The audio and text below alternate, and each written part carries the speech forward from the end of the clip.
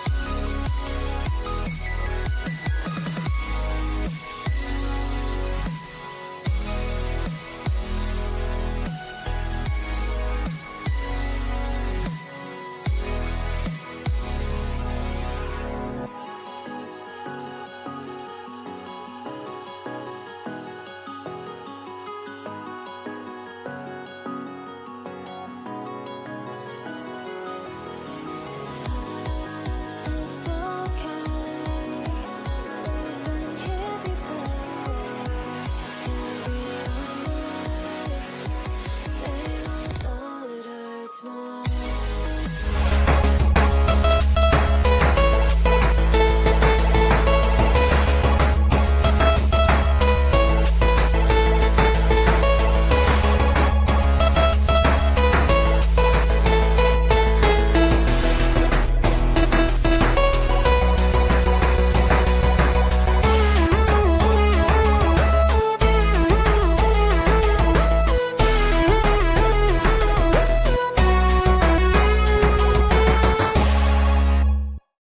Hello and welcome to the HP Podcast, episode number 260.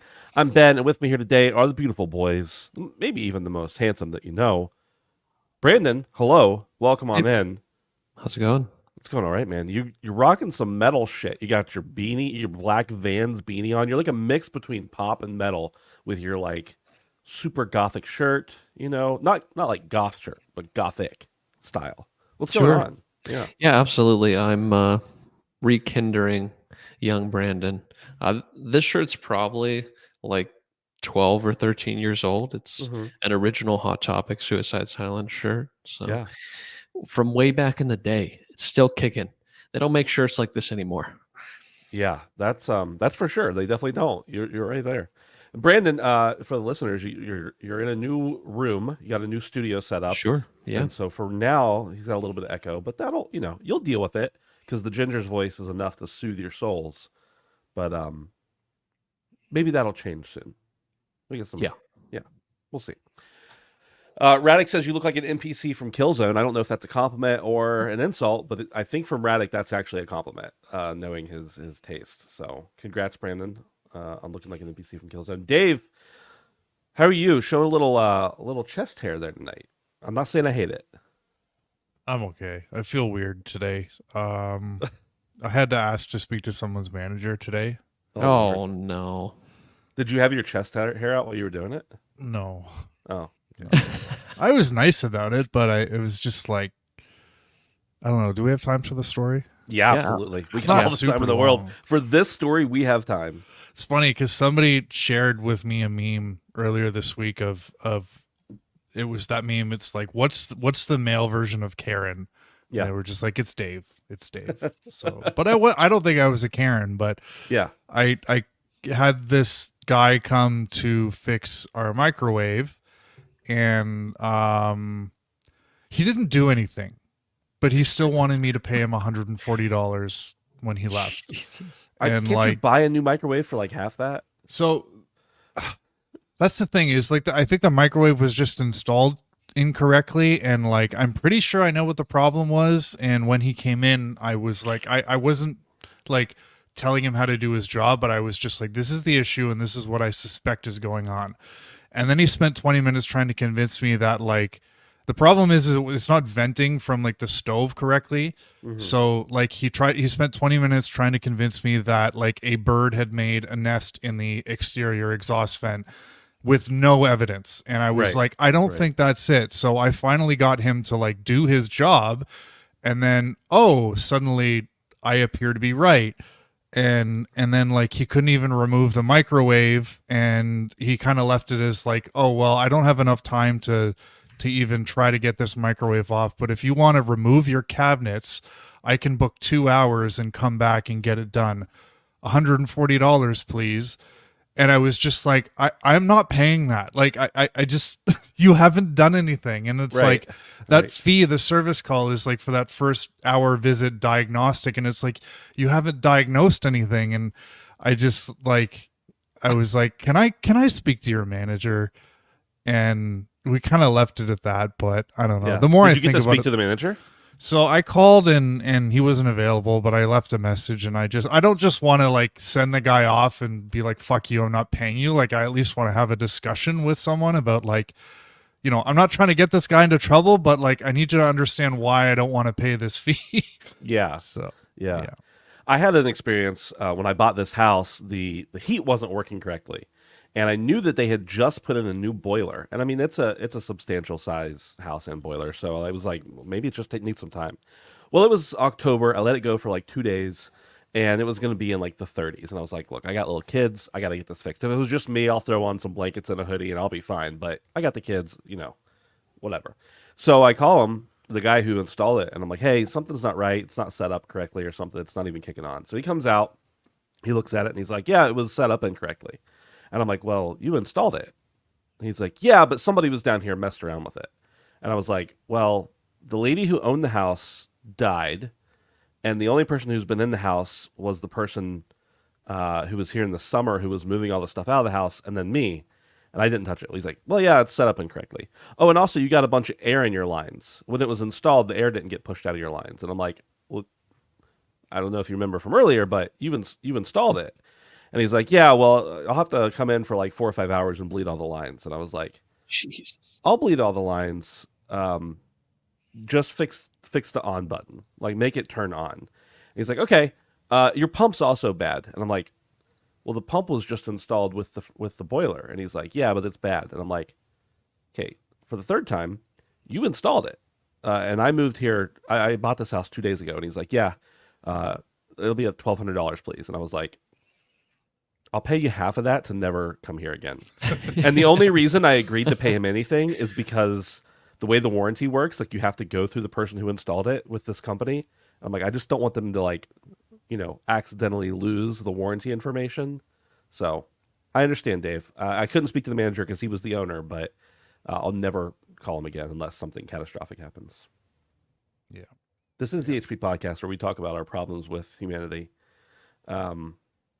And video games if we feel like it. Tonight, we'll talk about a little bit of video games, I suppose, if we have to. But first, I want to remind you, you can support us over on patreon.com/handsomephantom. Did you see that? The screen just did a thing. I didn't like it. Support us over on patreon.com/handsomephantom. You can support us for as little as $1 a month to get ad-free early access to the show. If you're an audio listener, we appreciate you. We are here on video as well every Tuesday night, most Tuesday nights. Sometimes we have to change it up a little bit. At 7 p.m. Eastern. We're also on audio feeds for patrons Wednesdays, free feeds on Thursdays for non-patrons. We appreciate all of you, anybody who listens or watches, whatever the case is. We also appreciate the people over in our Discord, handsomephantom.com/Discord. Hang out with us, talk about your broken furnace, your worst microwave repair stories, and even metal bands if you want. Anything that we've talked about on the show is fair game, and probably other stuff as well. I think that's all the pitches, right? That's all the pitches we have. We've told some stories. It's probably about Can time either to of you guys do like the metal throat singing thing they do? I used to be able to when I was a vocalist, a backup vocalist for a band, but that's been a long time ago, and also I'm sick right now, so Definitely not. Brandon, you can do some pig noises. I can't do it. The headphone listeners will not allow it. Sorry, I'm just not going to curse their ears. Not You got to come not- over for Rock Band night sometime. Yeah, I was and going he'll to say, do it for Dave, you. there's a lot of pig squealing in the Rock Band nights for sure. I'm intrigued. Thank you. Well, you know how there's like, so if you remember Rock Band, when you're the vocalist, you have to sing on the rhythm and everything. But then there's the part where like, you know, the guitarist can just like tilt the guitar up and you're on your power mode or whatever it is. Well, all the singer has to do is make a noise when it's yellow in that bar. And so Brandon and Dustin usually resort to pig noises, no matter what the song is, to activate their specials. And it's quite nice, actually. I will say. Let's talk about Ubisoft, Dave's favorite company. He's always horny for him. Sorry, Dave, that was probably out of pocket, but it's correct. It's correct. Number one, Ubisoft is rebranding its subscription services, introducing a lower-priced PC version of the Classics tier, aiming to get players comfortable with not owning their games. Ubisoft Plus had its biggest month in October 23, with millions of subscribers and over 500 million hours played.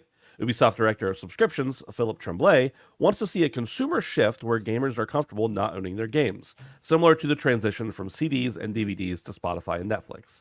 The $17.99 a month service, $17.99 a month service offers access to Ubisoft games, but raises concerns about the sustainability of subscription models and ownership of content. Maybe a little Freudian slip there.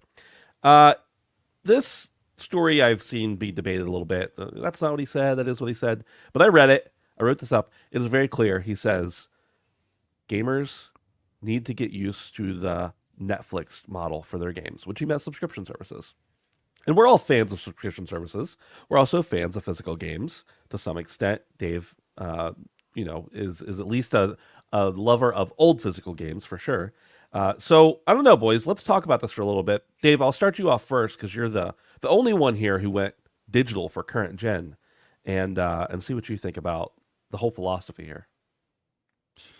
I'm a little bit more pessimistic on this subject. I mean, I've seen the way that things have gone when it comes to owning movies in the last 10 years, and I've seen the way that that's gone for owning music. And I just think that video games are kind of the last to follow.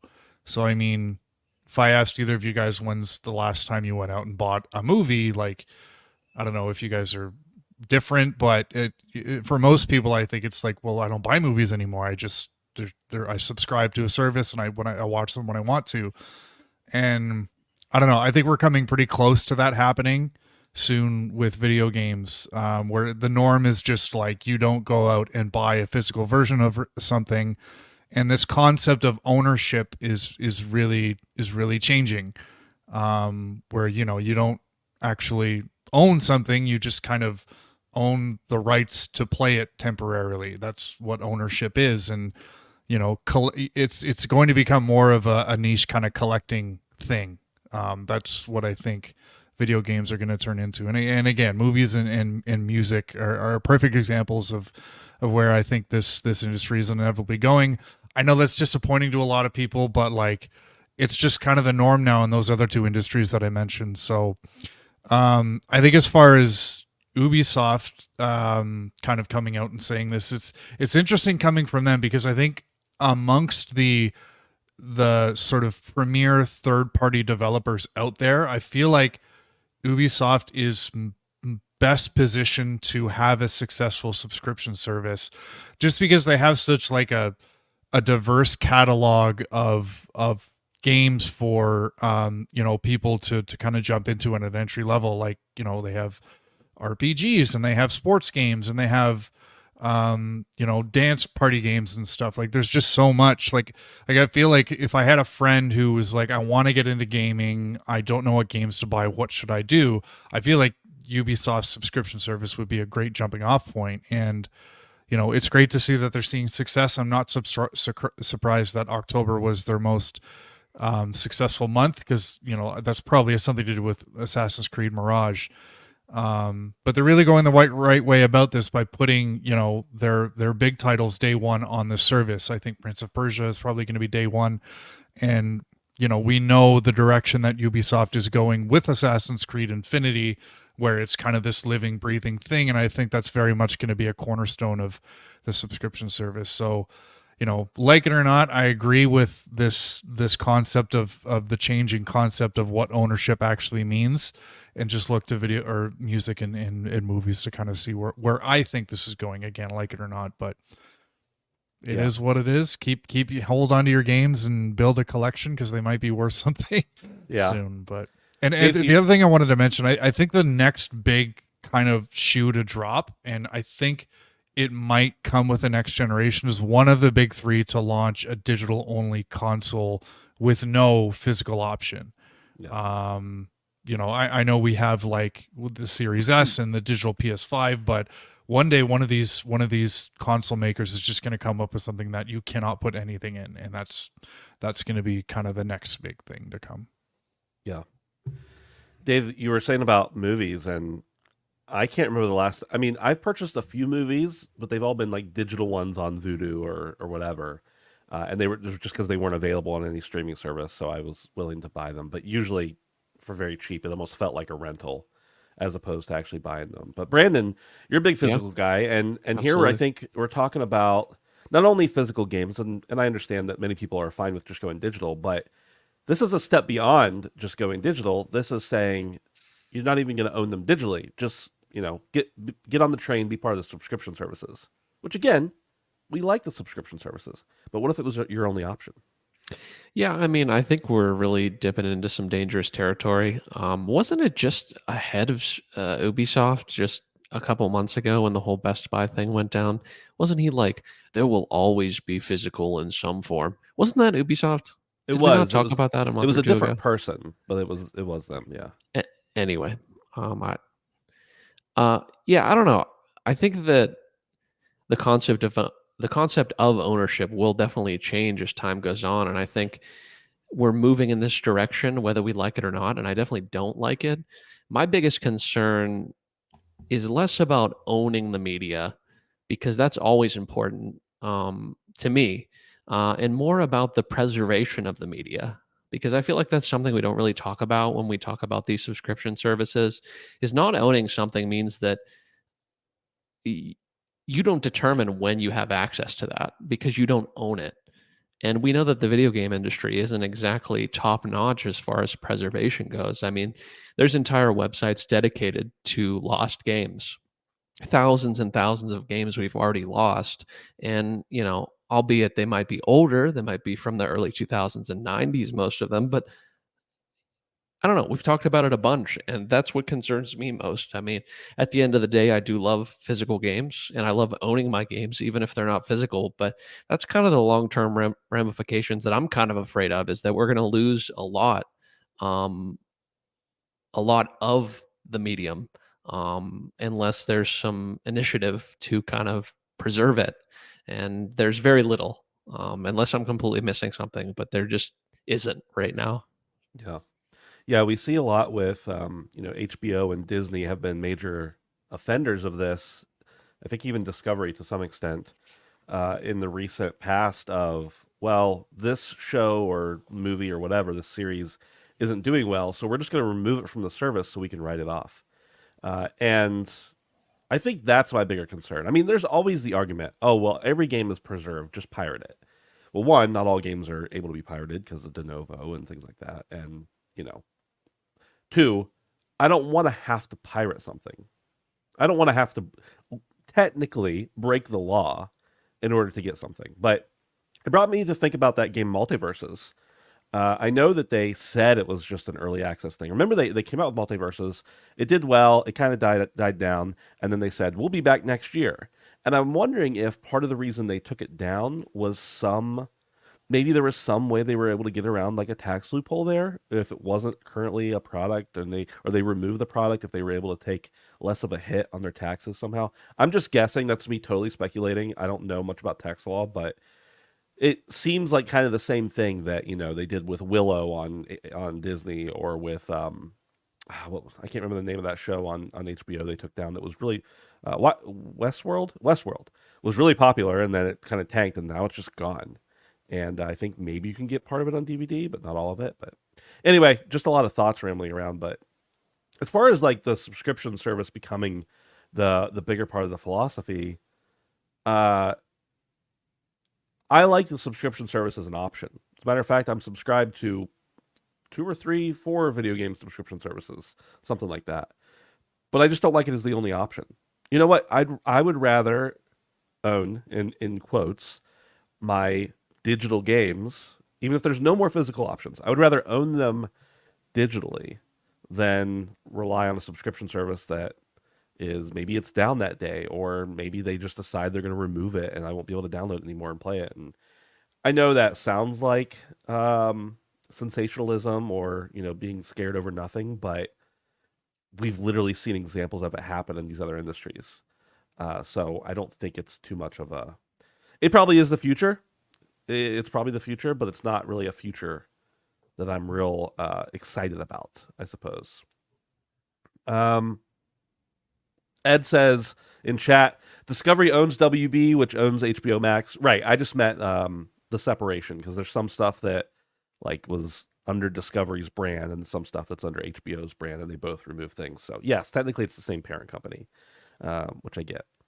Radix says HS Hop. I don't know what that stands for. H Shop. It's a piracy thing, I'm pretty sure. On 3DS, has every 3DS game in existence, which is crazy. Yeah, that's true. You literally can. Anything that's not modern day, you can get it. I mean, I could go right now and download the entire 3DS library with a couple clicks, and it wouldn't be a big deal. But do I want to have to do that? I'm not saying I necessarily want to go and pay people to get their old games that they don't want to sell me anymore. But do I want to have to risk threat of a lawsuit or my ISP cutting off my service or whatever? Just use a VPN, Ben. I do. Okay, I do. Westworld is all up in 4K up to season 3, if I recall. Maybe that was a case of me just reading a headline and assuming it was true, but I thought that Westworld wasn't on HBO or Max or whatever it's called now anymore. But I don't know, boys. Dave, you brought up a good point about Ubisoft. What's it called? The Assassin's Creed collection, the thing, Infinity, whatever. Infinity, yeah. Have you heard any more about that? No, but yeah, it's.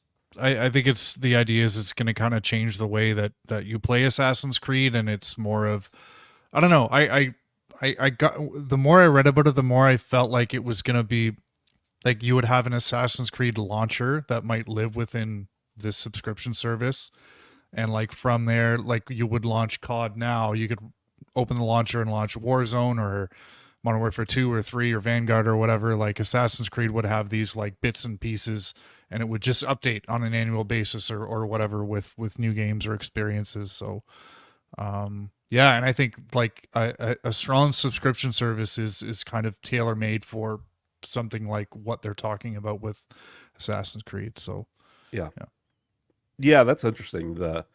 The one series subscription service is a totally different thing that I haven't even considered yet too. And of course, you're going to have a lot of games that have made a lot of money to be able to dump into a subscription service like that. But man, I would love if they did something like that with Call of Duty, which, because my interest in Call of Duty wanes year to year, month to month, whatever. So sometimes I'm really hot on it and I want to play, and sometimes I really don't. So it'd be nice if I could be well, I want to check out this year's and then hop in for $15-20 and then never play it again if I wanted to. But another one I've heard brought up a lot is Madden or any of the sports games, just to make it a yearly subscription or even a monthly one, and then just update the roster. Maybe they come out with a new one every 5 years or something, but it's not like they update the graphics or the gameplay that much year to year on a lot of those. I had that same thought, but I just kind of thought EA's probably got millions and millions of people who are still buying the game every single year, so they probably lose money on that. Yeah. Radic asks, first Ed says, you are correct, Westworld is off HBO Max, but it's not completely lost because at least had a 4K and Blu-ray release, and another streaming hosted it. Okay, yeah, so they did remove it, but I'm pretty sure it was due to that's only another streaming service owning an HBO original is half a step away from them deleting it entirely, in my opinion. That's my opinion. But Radic asks, are you guys ever worried about Sony or Microsoft removing access from titles already on your download list? Brandon. Or you? Yeah, I mean, this is something we've seen. We've seen this happen recently with movies and TV shows. So once again, I mean, we go back to the physically owning something. Even if I would rather digitally own it than have to subscribe to a service, this is just the inherent risk with digital. And I mean, to a lot of an extent, I mean, it's the inherent risk with the way games are made now. Because even if you physically own a disc, I mean, that usually doesn't mean a whole hell of a lot. So I don't know. I just think that either way, kind of the physical chads as we are kind of going extinct, unfortunately. I would imagine that more boutique things will continue to exist, similar to limited run games in the future. I would imagine that that thing may persist in like a smaller capacity. But whether we like it or not, Ben, physical is kind of just going by the wayside. So I'm honestly planning on just continuing to gobble up as much of the physical market share, so to speak, as I possibly can. You are known while to I be a can. gobbler. Yeah. So, yeah. Oh, you know that. Dave, as a mostly digital guy, what happens if they start removing licenses from your account? Yeah, not cool. And again, I think that's one of the things that makes buying digital a little bit more easy is just to echo what Brandon said, like what is really on the disc anymore. Yeah. And if I boot up if I had a physical PlayStation 5 and I booted it up in 20 years and put a disc in, if I put 10 different games in, I kind of feel like more than half of them probably wouldn't work because of how many games rely on an online connection or some connection to a server. I can't play half of Call of Duty right now because I don't have an active subscription to PS Plus. And this is one of the reasons why I've gotten to the whole GameCube thing is like, I know I can pick up games and experiences from 20 years ago and they are perfectly preserved from what I remember them being in 2001. And I don't know if that's going to be in the case in 20 years with what we're currently playing, just because so much seems to rely on some connection to a server. So I don't know if it matters, but yeah, I don't know. Yeah, it definitely sucks. I think that we're kind of going towards, in many ways, preservation or otherwise, I think we're kind of at the mercy of these companies. I mean, that's kind of just the way the world runs now. But yeah, I mean, we get to play things and experience things as long as these companies allow it, more or less. And that's kind of just what it is. You're paying for the time that you can spend with it until they decide that it's not available, essentially. So. Right. Sorry, my kid came in. I don't know what he wanted, but he started off with, since I'm done with this, and usually that means he's going to ask if he can play a video game before bed. I just told him, I can't talk right now. I'm podcasting. Sorry. I need to talk about video games. If he could play Doki Doki Literature Club, and you just kind of gave him permission unknowingly. No, I didn't give him permission at all. I just said I can't talk now. His mother's downstairs. He just knows that I'm more likely to say yes. That's what happened there. I think she might be on she has a meeting tonight, I think, but she's home. She's she's downstairs on the computer just like I am. So you can go ask her. But I just imagine he comes up here knowing we're both on calls. And he's like, "Can I play a game? Who's gonna say yes? Dad. Okay, I'll go ask him." And that's smart. I just told him to go away. Smart. Yeah, I mean it's smart, and also mean. Yeah, I think you're right about I know you're right about the GameCube thing. Like those games, whatever's on the disc was shipped. Like whatever the game was shipped on a disc. There was no option to update it later. And now we have games like, for instance, I mean, this is just a very minor example. Lies of P, when it came out, it was much more difficult, from what I understand. I haven't finished it, and I haven't played the update. But it was much more difficult when it came out than it was later because they nerfed some of the bosses, and so even just that, a little difference in experiences years down the road is a big difference from the game that's on the disc or when you initially buy it. In 20 years, somebody is going to find at some garage sale, a copy of Cyberpunk on PS4. And you're like, oh, I remember this game. Pre-patched. They're gonna find a PS4, put it in, and be so disappointed because it couldn't update. Yeah. What do you guys think was really the shift? I mean, are we talking like 2000 and teens?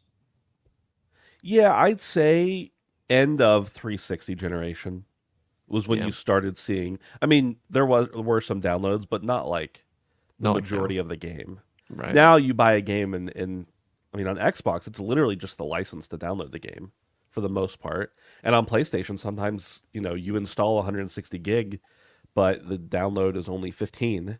So there's plenty there that wasn't on the disc to begin with. So yeah, it's crazy. This is why PC chads win. You don't buy digital, you don't buy physical. You get what you want. Damn, dude. Let's move on to number 2. A new version of the PlayStation 5's DualSense controller, listed as V2, has been spotted on Best Buy Canada's website. The upgraded controller boasts an exceptional 12-hour battery life, a significant improvement over the DualSense's battery life of around 4 to 5 hours. Priced at $89.99 Canadian, approximately $70 US, the new controller appears to maintain the same design and features as the original, with the enhanced battery life being the main upgrade. Sony has not officially confirmed the new DualSense controller, and a release date is yet to be announced. So, we have a pretty good confirmation. Best Buy probably wouldn't have just made this up on their own, although I'm sure they got a letter asking them to take it down. And so, no official confirmation, but all signs point to that. I want to know about your guys' experiences with your current controller, and if this is interesting enough to get you to double dip. Dave, how often you running out of juice over there, buddy? Yeah, I have to admit that I have noticed that at the end of my gaming sessions, I've always been a little bit surprised about how little battery life is in my controller. Now, I bought one of those charging docks, so I always have another controller waiting, but like my gaming sessions are relatively short with my PS5. I don't have the stamina to play that long. But I can only imagine for somebody who has longer kind of sessions and maybe doesn't have a dock and doesn't have a second controller, that yes, the battery life has left a little bit to be desired. So yeah, I'm kind of wondering how this is going to be positioned when it does become official.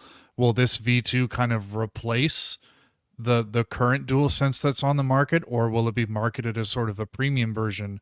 I would really hope it doesn't, because we've kind of gotten used to these premium controllers to, give more options and allow for more fine tuning. I'm thinking about like the Xbox Elite controller and stuff like that. So if this is an improvement over existing features, then I hope this is a replacement rather than trying to get people to double dip and pay a little bit more money. So yeah.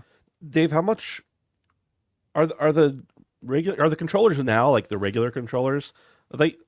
They're about $70, right? $70 US? Yeah, I think that. So $89.99 Canadian. So this is a $20 jump, because I'm pretty sure they're $69.99. Okay. So, Well, I thought, yeah. Brandon, I think they're $70 US, aren't they? Yeah, I thought they were either 60 or 70 as well. Yeah. Let me double check. I might be thinking of Xbox controllers. But either way, I mean, this kind of signals to me like a refresh on the controllers. I think that the addition of the adaptive triggers really, at least from what I've played, when I have a game that has adaptive triggers, it significantly decreases the battery life. And I feel like this is just a further iteration of the controller. I mean, Sony has not been shy about, putting out new versions of the console. I would love to see this more frequently. I mean, if we can get a mid-gen refresh on a controller, because $70, I mean, what are we talking? From 4 or 5 hours to 12? I mean, that's a pretty significant jump. Now, there's some people that own, I don't know, 3 or 4 controllers. I've never been that guy. I own 2 ever. And I probably would own 1 if I wasn't worried that the one was going to die while I was playing it. Yeah. So, is this enough to bring me back in? At the price point, certainly.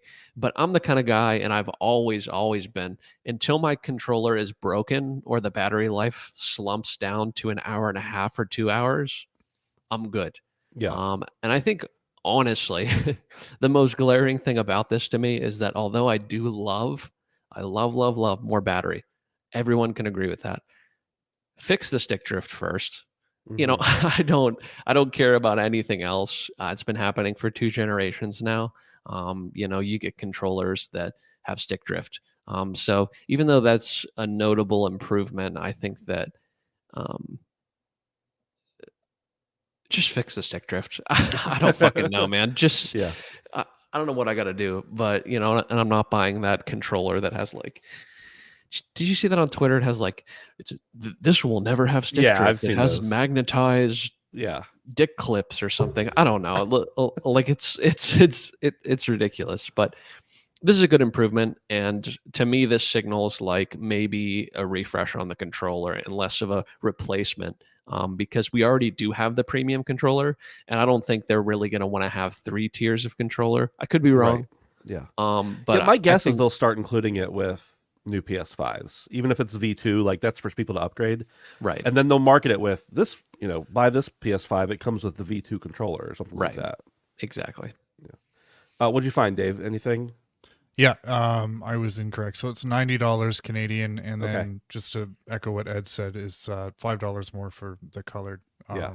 And then Xbox, interesting enough, $75 for just their replacement Yeah. controllers. So Yeah. pretty big difference. Their last generation, I think the Xbox One controllers were also 60. But it's really fascinating because the new controller, which has a couple new buttons and like it's made a little differently, but it's mostly the same. You pick them up and it's hard to tell the difference. 75 or 70. And it's like, why did you increase the price by 10 or $15 when they're the same? Literally, you can use an Xbox One controller on the series and vice versa. So I'm not really sure why they did that, but go into the comments for a second. Ed says, DualSense Edge owner, the battery life is shit. I've heard that as a big complaint about the DualSense Edge, and for a controller you pay that much for, it seems like it should have a better battery life. Let me give you all a recommendation. If you're out there in the audience, you're looking for a new controller, and the biggest concern to you is battery life, but you also think the back buttons would be nice. My friend, Jonathan, Old Pueblo, whatever his name is, depending on the day he's talking, he he gave me a Scuff controller. It's a purple PS5 Scuff controller that he just didn't like it. He didn't like the back buttons, etc. Um, that thing, I have never had it go below 2 bars, and I've had some long gaming sessions with it. Like the family's gone, I'm playing all day Saturday, and I never thought about plugging it in. Never got a battery dull thing. One night I left it on overnight by accident. And the next day I picked it up and it still had 1 bar. I mean, I wasn't using it, admittedly, but I played with it like a whole other session and it was fine. So I would recommend the Edge DualSense, or not the Edge DualSense. No, that's the opposite of what I'm saying. The Scuff DualSense. I like the controller itself too, but the battery life is phenomenal. And I know that they're officially licensed and everything, so give that a shot. It needs Hall effect sticks, but no, Sony won't, says Edward Walton. I think he's referring to the stick drift. The DS4 had 2 models. This V2 will be a replacement revision. Yeah, that's my thought too. If they're going to make it the same price, it'll be a replacement. Because why wouldn't you get the better battery life if you can get them for the same price? And another person Alex saying that the DualSense, the battery sucks on that. So lots of complaints there. I definitely noticed it with the regular DualSense, but yeah, the Scuff just goes and goes and goes. So that's nice. Number 3. Capcom has been incorporating file protection software, Enigma Protector, into its Steam games to counter piracy and what it perceives as problematic mods. Now, let me clarify here for a minute. After I wrote this up, I saw another thing that said they only did this for one game and it was live for only a few hours before they removed it. So I'll preface all this with that. This might be totally irrelevant. Steam users noted that the addition of this software and its impact became more apparent after an update to Resident Evil Revelations caused performance issues and it was subsequently reverted. Capcom plans to reissue the update. Enigma Protector aims to safeguard executable files from hacking and modification, but also restricts game mods. Steam users, displeased with the mod blocking DRM, left mostly negative reviews for Resident Evil Revelations. Capcom has not officially addressed the matter. Now, I know none of us are huge into the mod scene, but, we've dabbled with them here and there. But not only, I understand the whole piracy thing. I think putting in these safeguards just detracts from the popularity of your game, which, I'm not a number cruncher, but there's probably a case to be had there that popularity actually helps your game sell more copies. I'm sorry, that piracy actually helps your game sell more copies, but I could be wrong.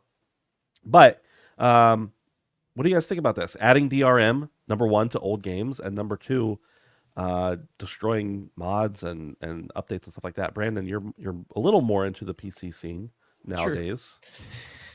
Yeah, I mean, I think DRM is bad no matter what. In any context, it goes kind of back to the ownership of it.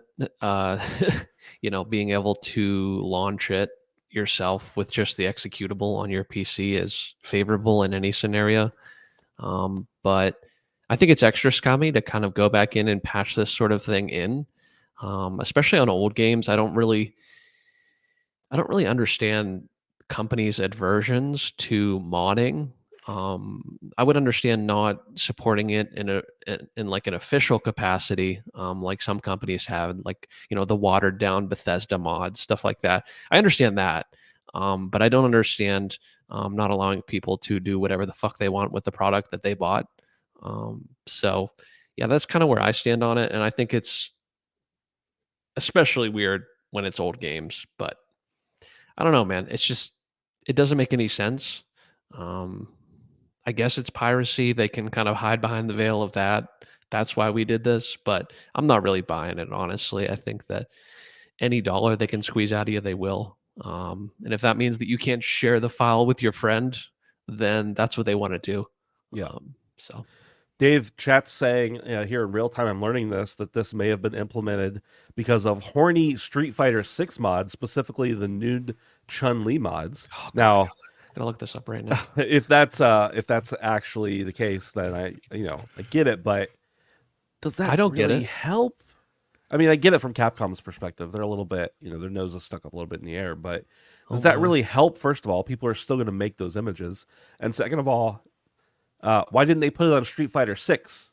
Or maybe it already had it. I don't know. Maybe I'm speaking out my ass here, but they put it on Resident Evil Revelations, which I don't know had any issue. I don't know one way or another, but it's just an interesting topic of discussion for me. It's a weird spot to test it out, but I don't know. When I read this, I kind of felt like this was probably more targeted at the piracy piece. I mean, if you want to put protections in your game to keep people from pirating it, then, I mean, so be it. I don't like this idea that... Sorry, I need to interrupt you. I'm sorry. Okay. Brandon has not looked back at the camera or the monitor with us on it ever since we said nude Chun-Li. He's just looking at the other monitor, scrolling vociferously. Did you find it? No. Sorry, Dave. Continue.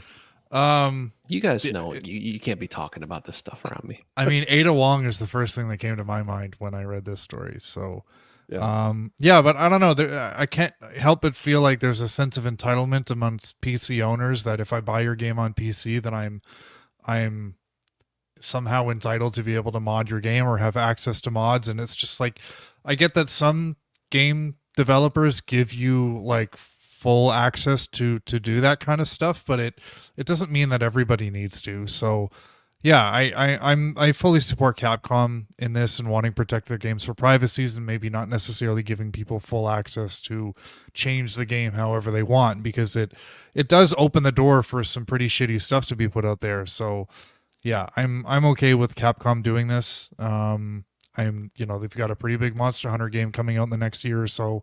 So it's probably a good time to make sure that these measures work, even if they test them in kind of the weirdest of places, being Resident Evil Revelations. But yeah.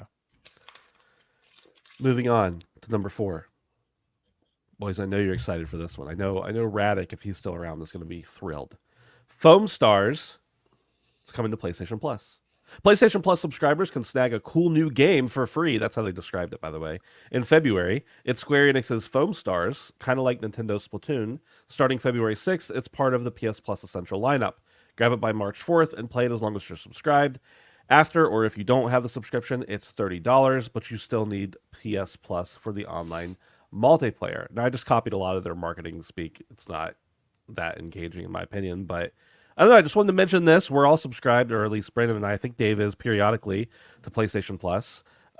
This is coming on the Essential tier, which is an interesting piece because I thought that this would at least be on the mid or highest tier. But Foamstars, you guys excited for Foamstars? Here's the real question I want to get into, Dave. Are they making Foamstars free on PS Plus to get a bigger user base, and or because there was zero to little interest in it from like the pre-order numbers and stuff? I think it could be both.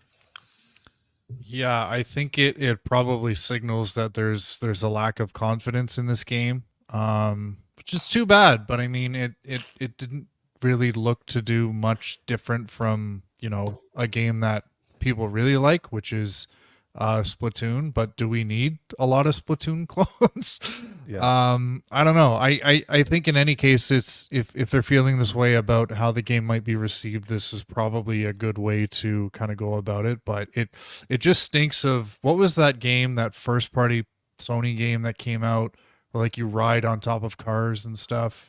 And Destruction All Stars. Destruction All Stars, and it came and went, and nobody remembers it. So, yeah, I'm not interested in this. I do not have PlayStation Plus right now, anyway. So, yeah, I hope you guys enjoy it though.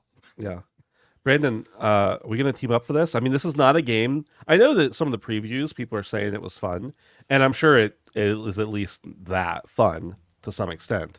But for free, you're already subscribed to PS Plus. You gonna check it out? If you want to.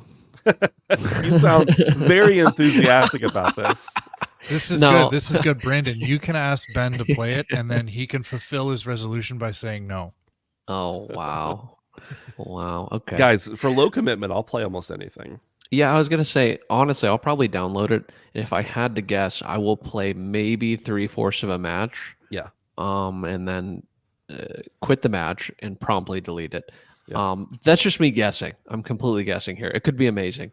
Now, there is a little bit of another side to the coin here. We're saying that this almost prompts, non-confidence in this game. I mean, could it mean that they're just trying to get the boost? I mean, look at what it did for a game like Rocket League. Yeah, look at what that's it could have. Look Absolutely. at what it could have done for a game like DRG. Yeah. How many hours of DRG did I play only because I originally downloaded it on PlayStation Plus? So I want to give it the benefit of the doubt. I'm not excited for it. Yeah. I like Splatoon for a couple hours. I know I'm in the minority here. A lot of people love Splatoon. They fucking love it. And although I don't love when we kind of clone things and kind of make like the Aldi version of the same thing with a different company, we don't have that many Splatoon clones. I mean, this is kind of new for this type of game. So I'm willing to hear them out. Even though I'm not really interested in this sort of thing, if I really wanted to play Splatoon, I would pop in the fucking copy I have of Splatoon 1 and play it. If it's free. And, as I'm saying that, it's like, yeah, I mean, how many people might like it if they try it? I might love it. I don't think I will, but it's the low price of free, in quotes, your PlayStation Plus, which many people already have. So yeah, I don't know. I don't know that necessarily or inherently this means it's going to be bad, even though I do think that. But yeah, we'll see. I guess it's cool that I'll be able to try it with the zero commitment other than what I already have. So yeah, that's definitely where I'm at too. I mean, it's not a game that it's not a game I would buy unless for some reason it just is going insane and it looks awesome, but I doubt it. Like what I've seen so far. But if it's $30, I may take a gamble. I may take a flyer for one night of fun with the boys for $30, maybe. But yeah, for free included, I'll give it a shot, and maybe it turns out great. Somebody brought up that Fall Guys was also a PS Plus launch title, and that did really well. I don't know its current state, but I know that it's still being played. And you mentioned Rocket League and Rocket League, and Rocket League is still super successful. Obviously not as big as it was at one point, but that was a huge one too. So it could definitely be something. But here's the real question: why is it launching at the same time? Well, technically, I think it's like 2 or 3 days before Helldivers 2. These are both at least somewhat. I don't know if Foamstars is at all funded by Sony. I guess it technically is if it's on PS Plus. But why are they putting these two games? Both of them are games that I don't have full confidence in And they're both multiplayer games. They're putting them out so close to each other. It just seems stupid. Yeah, I mean, it's not really very smart in that way. I will say though, gut reaction, like I will gladly pay $30 for Helldivers. I think it's 40, but yeah, I get your point. I don't think I would pay $40 for Foamstars. Right. I think that's kind of the difference. I don't know, and it's also new IP. Like, Right. I think there's a lot of factors here. I mean, Helldivers is completely different than the first one, and we know that because of what we've seen. But that's what I'm saying, Brandon. If that's your goal, if your goal is, well, we're putting Foamstars on PS Plus to give it a boost, why would you put it out next to a game that's probably going to get a decent amount of attention? Whether it's good or not is a different story. But many people are going to know they want to go play Helldivers. And so they might play Foamstars for 2 days and then they lose interest. And then you lose your base immediately. And to that, I would argue with you, Ben, is many people, except for us, don't know what Helldivers or Foamstars is. That's a fair point. And they don't give a fuck. Point. They just see that one's free. So, right. like, you know what I mean? It's, I don't know. Yeah. It's kind of, I don't know. Yeah. Dave, for the month of February, you're going to get PS Plus and come play Foamstars with us. No. Okay. No. Well, fine. That's fine. You do you, Dave. Speaking of Deep Rock Galactic, it marches on. I just copied the graphic here from Steam that they put up. I'm just going to open it up and read a few facts from it. First of all, they said that Deep Rock Galactic has sold more than 8 million units. That's pretty crazy for the little game that could. And they say specifically sold, so I'm assuming that does not count the Game Pass subscriptions or the... Actually, I don't know how they count it on PlayStation. But either way, 8 million, I'm assuming that's at least actual players. It's pretty good. They said... So in 2018, when the game launched, 502,000 units sold. Bump up to 2023, 5 years after its initial launch, 2.5 million units sold. They saw an increase of 5 times 6 years after the game came out. That's incredible. That really shows you like how long of a tail it has. The average user engagement on Steam is 46 hours. That's crazy. More than 800,000 players on Steam have played more than 100 hours of the game. That's insane as well. Daily active users in 2023 on Steam, 150,000. Monthly active, over 1 million. And average concurrent, 19,000. Almost 20,000. Pretty insane. A lot of stats here. It's on, if you're interested in looking at it, it's on the their Steam page under, it's the newest updates. Lots of stats, even including like how the most people died in the game and all that kind of stuff. But Dave, I think you and Brandon both, but you especially were championing this game early on. How do you feel? The little gnomes that could, little dwarves that could. No, I got to give that credit to Brandon. It was he picked it up on PS Plus, and it was his recommendation that got me into Deep Rock Galactic. And I continue to go back on a fairly regular basis. It's on, I have it on PlayStation, but I'm sick of having to subscribe to PS Plus every time I want to play it. And I'd like to play with you guys, because I assume you're going to be going back at some point. So I'm going to be picking it up on Steam pretty soon. I think I can still play. Yeah. But yeah, and I mean, that's literally the only thing I can fault this game for is how fucky its crossplay is. Brandon and I, we've played it on PlayStation a little. Brandon played it on PlayStation a lot. But then we played it on Game Pass on PC. But you cannot crossplay Game Pass with Steam. So I wouldn't mind picking it up on Steam. I don't care. That's fine. Me neither. I mean, we would start over, but like, best case of all those, Dave, is for you to buy it on Xbox. But also Steam's fine. Because we might not always have Game Pass. Who knows? True. It might not always be on Game Pass. But all I can say is rock and stone, boys. Just rock and stone. There's more good stuff coming from Coffee Stain is the developer.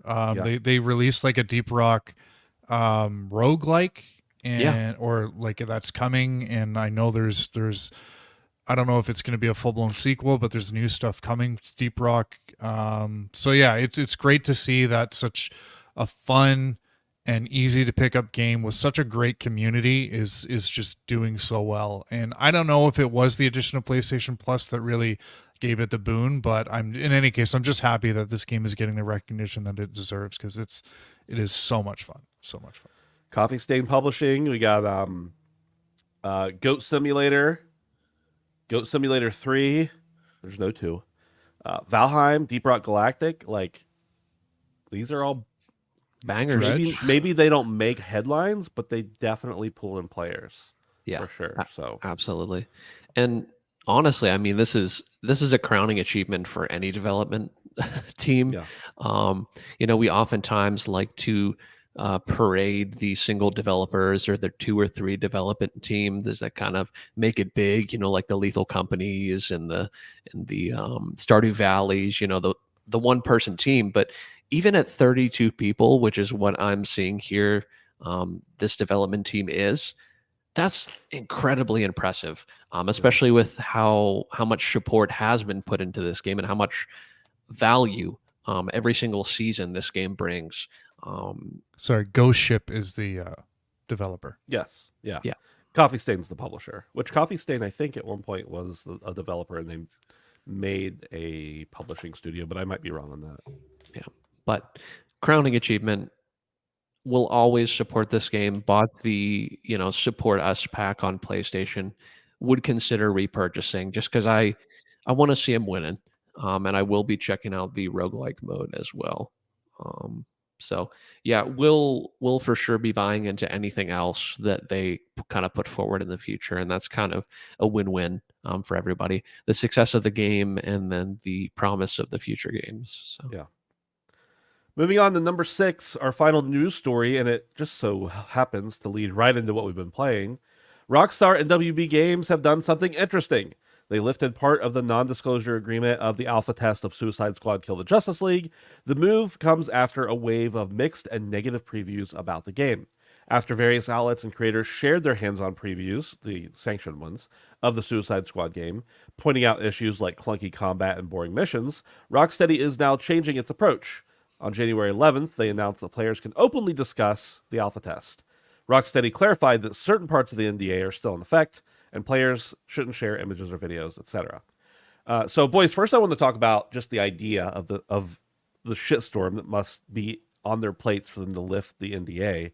And then secondly, we all 3 checked it out together, thanks to our friend and listener, Poots, who gave us access with some codes that he had extra laying around, sitting in the drawer, in the sock drawer.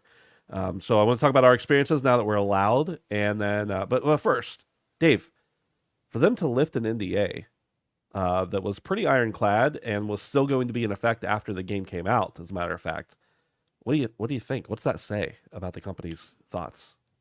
I don't know. This is a really weird move. The only thing I can think of is the old adage, like, any publicity is good publicity. We're getting pretty close to launch, so maybe if people start talking about our game, then that'll bump, day one adopters. But if they already kind of know that the reception to the alpha was mixed to negative, then I don't know why would you want more people spreading kind of negativity about the game. And we all played it, and I think we'll talk about it, but our experience wasn't pre-order worthy. But yeah, I don't know, this is a really weird move to me, and everything about this game's life cycle has been odd. So I guess it's just kind of par for the course for Suicide Squad. Brandon, whenever they lifted this NDA and it showed up in my trending topics on Twitter, I clicked on it, and there were a few negative ones, but for the most part, there were so many positive ones. But then I started looking, because I was like, this is weird that there's so many positive ones. And I started looking, and they all had Batman PFPs, and then you click on their profile, it's like DC fanboy for life. And I'm not saying they were all like that. There's probably plenty of people, and I love DC, I love Marvel, I love superheroes in general, and I really wanted to like this game. But I don't know. What do you make of them lifting the NDA, and what does that say? Come on, man. Come on, man. This is a cry for help. This is seriously, boys. I think this is a plea for help. There's so much stink around all of this. I think that this is truly a company flailing for any good publicity that they can possibly get, because some of the biggest voices in video games, in the video game sphere, and I'm not just talking about YouTubers and Twitch streamers, I'm talking about news outlets are talking poorly about this game, and they were talking poorly about the game before it even came out. So we're just getting stink after stink after stink. And I think that genuinely, they were trying to get some good press for once, even if it was a nobody. I guess, you know, a couple dozen comments saying I love the beta, thanks Radic, meant that you know, I don't know. It's weird, man. The game was weird. The UI was just so fucking busy. The moment to moment can be fun, right? In my opinion, some of the moment to moment can be fun, but this game is very strange, and it continues to be strange. Dave said it. This is odd. And I think that it's so odd for a reason, is that it stinks. I'm going to say it again. It stinks. I see, you know, like that kid from Charlie Brown, or like, you know, when SpongeBob makes the fucking disgusting Krabby Patty. That's the stink that's coming off this game right now. Pigpen, that's who I'm trying to think of. So yeah, there's definitely something going on here. I don't think it's good in any way, and I think that the closer we get to launch, I can't imagine this is going to make it much better, boys. I really don't. But yeah, to me, this is definitely a cry for help. Yeah. This is a cry for good press. And I think that it's a hard one to make because it could go the other way too. But I think at this point, they are getting what they can. I mean, just truly. There has to be some voices out there that are positive, and they want any that they can, because at least what I've seen, and, you know, aside from what you've said about those comments, Ben, it's been a lot of negative. So, Dave, kick us off. Well, continue us with your thoughts on the alpha that we played. I know you were, all of us were, but you were particularly negative on a lot of points that I 100% agreed with. So, what did you think of our time with the alpha? Yeah, I was a big proponent with us breaking NDA just because the game was so shit. It Okay, wasn't yeah. so shit, but I will disclose that. Yeah, Dave, after we played it, said, "Can we just like talk about it anyway, even though the NDA says we shouldn't?" And I'm like, "You can do what you want, but I don't want to." My strategy was like, if we just don't say the name of the game, like we can just be like, "Oh, we played a game together and we forgot the name of it, so let's talk about it and not say." But a couple things I did like about the game. I really like the story setup. I was kind of wondering how, you know, they were going to incorporate the whole Justice League as like the villains, and the setup is like, I guess Brainiac has like infected like all of the Justice League's minds, so they all become like evil. And like there's a couple scenes with Batman, and he's actually really fucking scary because he's just everywhere and nowhere at the same time. So I like the story. To kind of build on what Brandon was saying, like the moment to moment is pretty cool. I think some of the combat and melee abilities were nicely varied amongst most of the characters. I was King Shark for the most part, and yeah, but even playing the other three characters in the tutorial, like I felt like there was a decent amount to choose from. And the movement, the kind of like jumping around and parkour abilities that you have are cool. Like they were just fun, and it felt a lot like Sunset Overdrive kind of, the way you're just kind of dashing through the air and stuff like that. So I enjoyed all that, but like when we kind of got into it, like how the moment to like the gameplay structure where it's like you accept a mission, you go to a spot, you kill a bunch of enemies, mission over. And we did that like 2 or 3 times, and I kept saying, like, is there like a buck-end moment coming up, or is there like a boss battle or something, or is this kind of just what you're doing? And again, it was an alpha, so there's probably a lot that was not in the game, but it still felt like it would be something that would get very old very quickly, which is saying a lot, because when you're playing with your buddies, like, it shouldn't feel that grindy, but it felt grindy pretty quick. So yeah, that's kind of my 2 cents on the game. Dave, you said we played. Experience. You said we played 2 or 3 missions. I'm pretty sure we played like 5, and it took us like 3 hours. Sorry, I meant like it. By the time we got past the second or third mission, Oh, was gotcha. when I Yeah. was like, okay, something needs to Right. happen, and nothing did. Right. So yeah. Brandon, I know that one of the things you and I were both, well, I think all three of us were very upset about was I just wanted to play the damn game, Right. and it would not let me. Yeah, we played for a little over 2 hours. At least I did. Okay. Yeah. Yeah. But yeah, Dave said it exactly. I mean, it's like even once we got past the whole tutorial section and it kind of like opened up, let's say that, it was really just like, and even, I mean, Dave kind of even put it lightly. It was more of just like, hey, stand on this roof and don't shoot and listen to this line of dialogue for 30 seconds and then go across the map. Even though you can see the enemies right next to you. Right. Yeah. It's once you actually were playing as the character, it felt fun. When you were hearing the dialogue and watching the cutscenes, it was cool, but it was so fragmented. Like there was no I don't know if nuance is the right word, but there was no like artistry to like how you transitioned in between these side missions, how you transitioned in between main missions. It felt very jarring and like not every game can be God of War where you just walk through a passageway and then you're to the next section. I get that. But like we've come a long way with these open world games, even if it's not like a massive open world. It just felt very like stop and go and stop and go and stop and go. And with a game like that, like when you are fighting, it's pretty fast paced and it can be fun. Yeah. But like I felt like the moment that I started to get going, and maybe that's because we were playing with 3 people and it was easier. I don't know. But like the moment you started to get going, it was like now I have to stand and wait at this door for a minute. You know, it just felt kind of old in that way. You know, otherwise, I mean, it ran pretty well on my PC and it looked pretty good on my PC. But you know, it just has some weird qualities about it, like almost things that didn't seem fully thought through.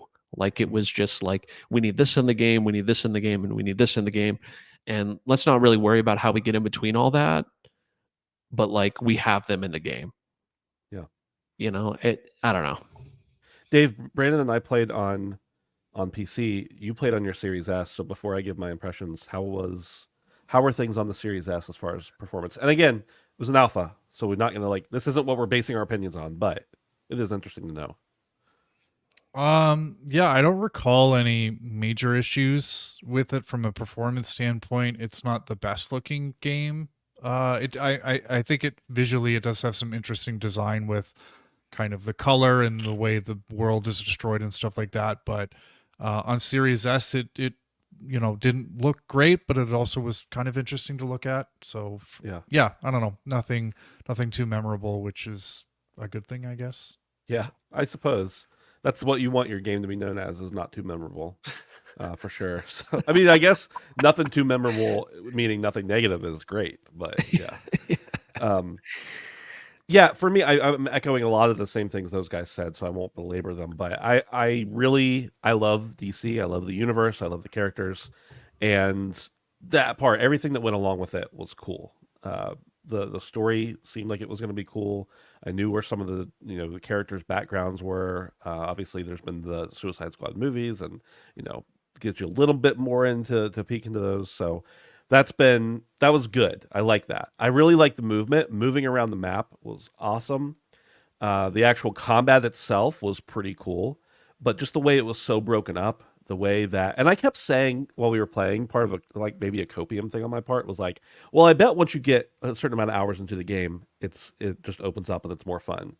And as we just kept going, I was like, I don't know if it does. And Dave was like, okay, but do you want to have to wait a few hours to have fun? And I was like, you're right, I don't. Yeah. Man, the one thing I hated about the movement, I love the movement. The thing I disliked was that if you got too far from your party members, you got like a gray screen turning into black where you would like get knocked out and then immediately get transported to where your party was. And I was like, I just kind of wanted to look around over here. And we were all just like going in different directions. So conceivably, many people are going to be playing this with randoms. I think you can play it with bots, but many people are just going to play with random people. And they're just going to people are going to be getting left behind left and right. So overall, it was not my favorite experience. I said if this game was, $20-$30, or if it were on a subscription service, I'd probably give it a good 10-15 hours just as something to play with the buddies. But as it stands now, I think it's supposed to be $60 or $70, right? I might be totally wrong on that, but I think it's a full price game. I think it's It's just so sad. Like, you've got BioWare, Arcane, and Rocksteady. There's 3 big developers being kind of bamboozled by live service. Yeah. When are they going to learn? Yeah. And I'm not opposed to live service. I play live service all the time. I play multiplayer pretty frequently, but yeah, there's something's got. I'm not opposed to the idea of live service. I'm just opposed to this live service. And we haven't even begun to talk about all the things we saw in the screenshots of all the UI issues and the battle pass issues and stuff like that. We didn't experience those, so I didn't feel right talking about them, but there are all those other things too that we haven't even seen yet that are probably going to be really interesting to see the dialogue around that. So, okay.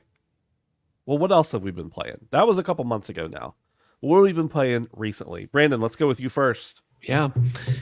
So I said last week I wanted my games to be a little bit more concentrated and a little less scatterbrained. I had left the podcast last week saying I really wanted to hammer down on Red Dead Redemption 2. But I had started thinking of some of my other resolutions for the year. And so I said, I need to 100% a game on Steam. And I thought, I've 100%ed Maneater twice already. I 100%ed it on PS4 and PS5. And I was like, I'm just going to see how much it is. Looked on Steam. It didn't intrigue me how much it was. I was like, you know what? Maybe I'll pick something else. It's kind of a cop-out, right? It's something I've already 100%ed. And then I went on don't worry, we're going to CDK. get to your cop-out. Hold up. Wait a minute. Something ain't right. Just listen to the reasoning. And then, boys, I went on CD Keys, and guess how much Maneater was? I already know, so I can't answer. $3.50. So I had to pick it up for $3.50. I buy a soda down the street for that much. I had to pick it up because I love the game to begin with. So I said, okay, we'll see how far I get. It's super cheap. And guess what? In about 9 hours, I got the screenshots to prove it. I beat the base game. And I said, whew, that was fucking easy. Love that. Resolution done. Wrong. Steam does not work the way PlayStation does. The DLC trophies are included in the achievements. So I did not get 100%. In the 100%, yeah. I 100% at the base game. Yeah. And so I said, motherfucker. I didn't even realize it until I had already done it. And so I went back on.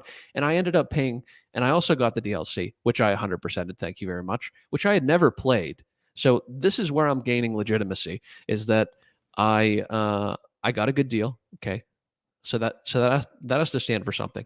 And I 100%ed the DLC, which I had never played and was actually not enjoyable. And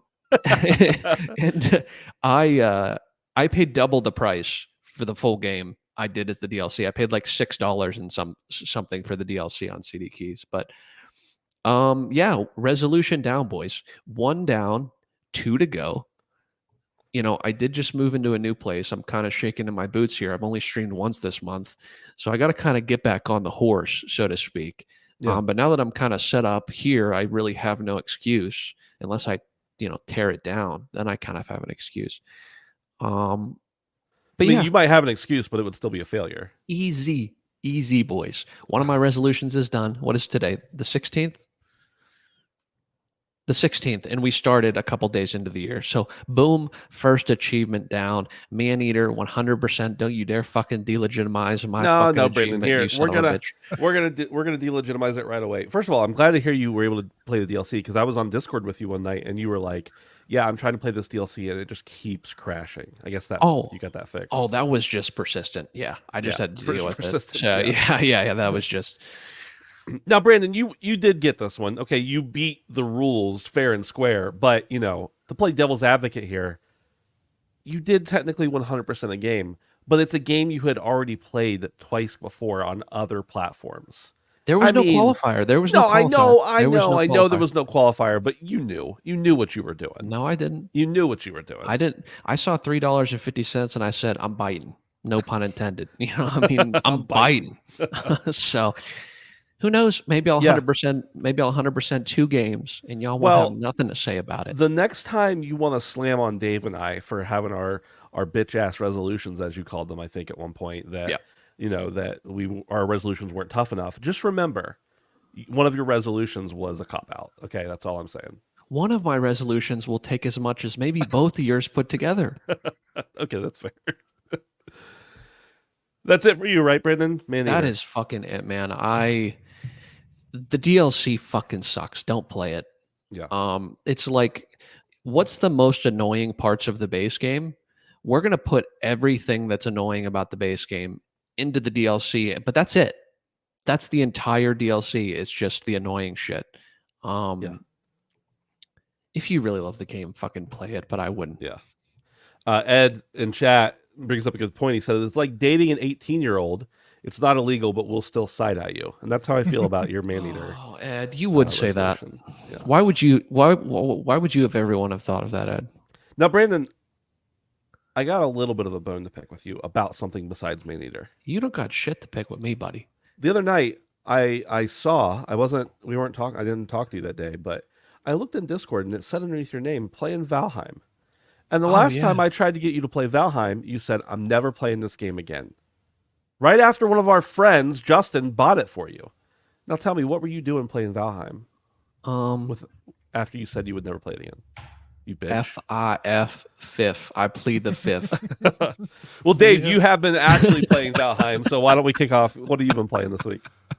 I've been playing Fortnite with my wife. We got to level 25 in the battle pass. Dude. We each got 5 solo wins. So, dude, I just crashed the Matrix by using a punishment to fulfill a resolution. No, I'm just kidding. I played the Prince of Persia demo on my Switch.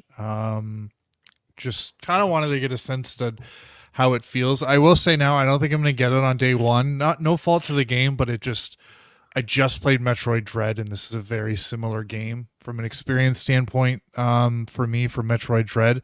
The other thing is I know this game is going to be $20 in 6 months, so I can't play it. Pay day one price for it, but I had a good time with it. The combat's really cool. It looks great. It feels like Prince of Persia, like with the some of the traversal stuff, like the air dashing, the wall jumping, the wall running.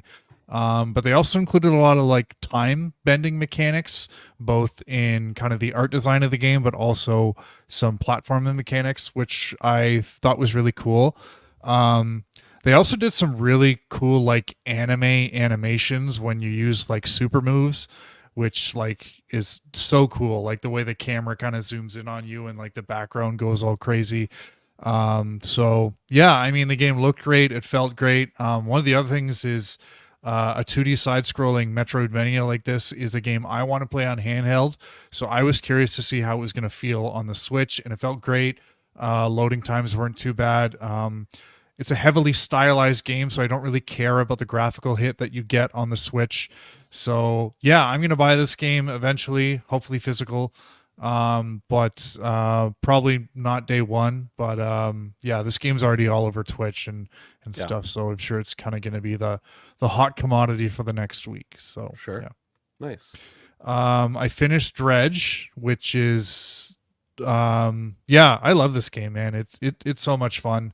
It's just so simple and relaxing, and yeah, I think everybody should. This is another one from Coffee Stain Publishing, and yeah, just kind of can't say enough about it. It deserved all the hype it got last year as an indie title, and yeah, if you're just looking for something chill and addicting to play, then yeah, you really can't go wrong with Dredge. And yeah, I think I cleared it in about 10 hours, and I'm kind of kicking myself for not buying it on PS Plus on PlayStation, because this is the kind of game that I really probably would enjoy platinuming. It just doesn't have the same feel doing the 100% stuff on a Switch though, but it was great on handheld. So Played a little bit more Metroid Prime, nothing new to say there. And Valheim, I finally got to I entered my first burial ground, which was scary. Yeah. Almost died, but there's a cool little exploit where you can just stand by the entrance and none of the skeletons will actually jump on the platform, and you can just kind of cheese them from there. And I got to work building my estate, the Dave estate, in Valheim, just sort of nestled between the meadows and the dark forest.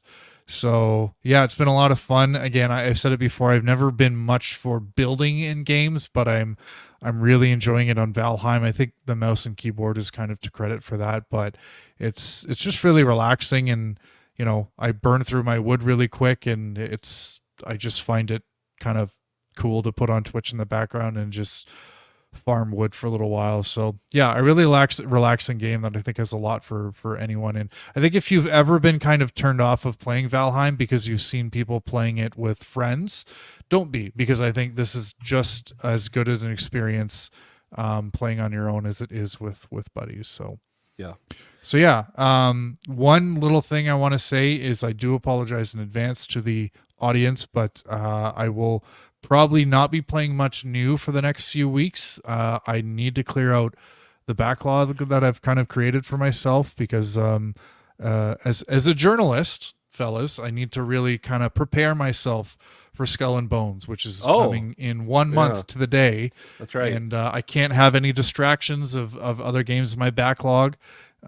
So yeah, I need to clear that bad boy out before the big one comes. A lot of people call it the Starfield of 2024. Oh, is that what they're saying? Yeah. Yeah. Yeah. So Was that before or after the negative reviews? what? Yeah, no, you got it. So yeah, is what it is. For me this week, I just looked over. Somebody wrote something. I'm not going to repeat it. In the Google Doc, and anyway, I finished up Final Fantasy VII Remake. I talked about playing it last week. I finished it, and I also did the I can't talk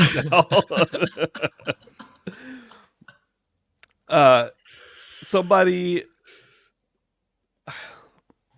I finished up no, it's fine. I finished up the game. I played the Yuffie DLC. I did play the PS5 version, by the way. And man, I love this game. I'm really surprised at myself for putting this game down the first time around, back right when it came out, because I absolutely love it. And as I mentioned last week and on a different show this week, I played the original Final Fantasy VII probably 5 or 6 times in full, and I've played. Oh my god, guys! The Google Doc is insane right now. I think I just have to close it. I just gotta close the tab. And I played the game so many times, and then I loved it, and then the remake is perfect. I mean, there's problems with it, but I was wrong the first time. Whenever I put it down, for whatever reason, I put it down. It's just it's so good. And I don't want to say a whole lot more. There's a lot of changes in the game that I don't want to allude to, because I know many people are playing this game, especially in preparation for Rebirth to come out, which I am very excited for. And then I also gave in. I did myself dirty. I gave in and I downloaded Final Fantasy 14 and have been playing it. Now I've only got like 12 or 15 hours in it, and I'm only like level, I don't know, 15, 14, 17, somewhere in there. And it's your typical MMO bullshit fetch quest beginnings. Haven't got super into the story. I haven't even really dove into any dungeons or anything. I've just been like running around doing tons of fetch quests, just trying to get my bearings on what the game's like, and trying to get just get leveled up and everything, so that I can be ready. Be a little overpowered, honestly, probably. So really enjoying it. I don't do this with a lot of games, like certainly not single player or first person games. I'm sorry, not first person, but I mean story games. But Final Fantasy 7 or Final Fantasy 14 is the perfect game to just like sit and, like you said, Dave, about Dredge, either watch Twitch, and Valheim, by the way, either watch Twitch or listen to a podcast or whatever. Because like, yeah, you got to read a little bit, but when you're doing just this fetch quest bullshit, it doesn't matter as much. When you get into the real, the real quest, the main storyline, it's you probably should pay a little more attention. But I'm having a good time with it. Who knows how long it'll stick around? Sometimes I play MMOs for hundreds of hours, and other times I drop them after 3. So I'm not making any promises, but it's certainly satisfying a certain itch right now, I'll say. And yeah, that's all we got. That's all I played this week. I don't know what I'm going to play this coming week. I really don't. I haven't thought about it that much. You should play Maneater. I should, but I've already played it a couple times, so that would be breaking your resolution. Too bad you didn't set that as your resolution, huh? I don't think I'm quite ready to start Mass Effect yet. I know that's one of my resolutions, but I'm not quite ready. I need a little bit more time in between releases I'm really looking forward to. Like, I think I want to play Crisis Core before Rebirth comes out as well. I've never played Crisis Core, so I think I'm going to do that. Mass Effect will only take a couple hours, so start that up anytime you want. It's like 30 hours. I'll just fuck with you, dude. I think it's like 30 hours. Yeah. That's it.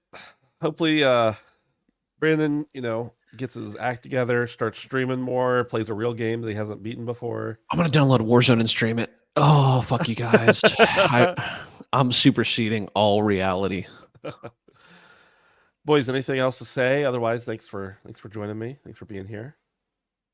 Next week, the schedule, the day will be a little different. We're not 100% certain on which day it'll be, but we will not be here Tuesday. I'll be out of town for a day or two for work stuff, but then we'll let you know in the Discord if you're there. Don't forget to sign up for the Discord if you're not already on there. You can do so by going to handsomephantom.com/Discord. You don't have to be a patron.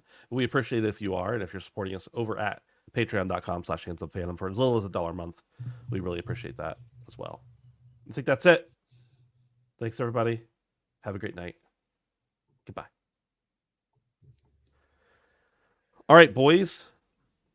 For some reason, EA Play just decided to open on my computer, even though I haven't used it in like 6 months. Dave, your lights just went out. My lights just went out? No, Ed. We can't. No, Ed, we can't. It's a hate crime. So Steam is the only place you can play Deep Rock Galactic without needing an active subscription to something. Yeah. No. You can buy it on Xbox and play it on your PC. I just Googled it. You still have to have Xbox Gold or whatever. Yeah, you need to have...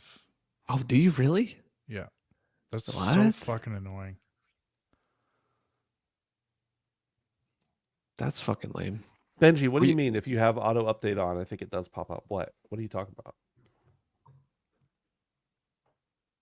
How would that be a hate crime, Ed? It'd be a love crime. Oh, I gotta Google that now. Boys, do we have a title for the show? Chun-Li mods. Dude, you're gonna like what you see. I'm just kidding. Oh, it pops up if you have auto update, but I don't even have anything installed on it. You mean if the client auto updates? Maybe. Just delete the EA app. You don't need it. I honestly don't. I mean, I barely ever played anything on it. It auto updates the app and then just starts. Okay.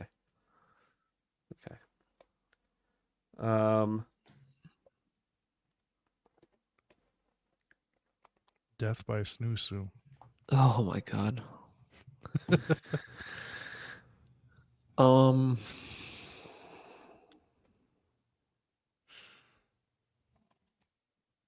has to be something about Foamstars. Foam me, daddy. There it is. God, we can't keep talking like this. Oh my god. It's typing in the same font you typed in. You're welcome. You're welcome. Leak the doc. That's the higher patrons here. Sorry. Dude, that's the 100K plus a month tier. It's the hidden Patreon tier. The secret menu item of Handsome Phantom. Yeah, you got to know the code. The Foamers Club. That one might be better, actually. No, I don't know. Foam Me Daddy is probably good. All right. I got to get going. All right, buddy. I guess. I'm foaming.